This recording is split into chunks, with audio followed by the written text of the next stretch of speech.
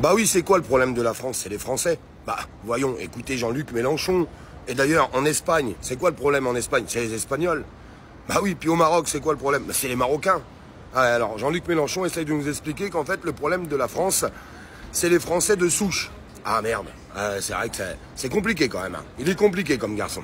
En conséquence, ceux qui s'appellent Français de souche posent un problème sérieux à la cohésion de la société. La France est mise au pied du mur de la question de son identité, qui elle est. Est-elle la nation qui regroupe dans un seul peuple des différences culturelles, des différences des fois de pratique, de cuisine, n'en parlons pas, d'origine.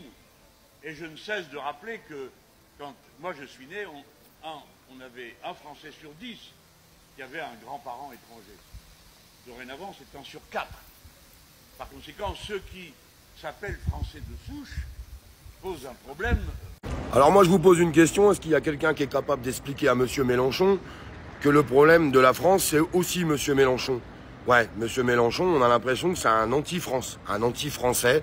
On n'a pas très bien compris c'était quoi son concept, en fait. Ah non, parce que normalement, c'est à l'inverse, tu vois.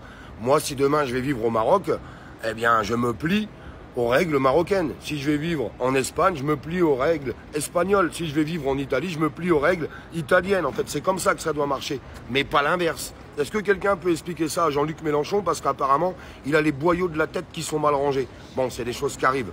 Il sera peut-être temps de les remettre dans le bon sens. Et il y a encore des gens qui vont voter pour son parti. Eh bah putain.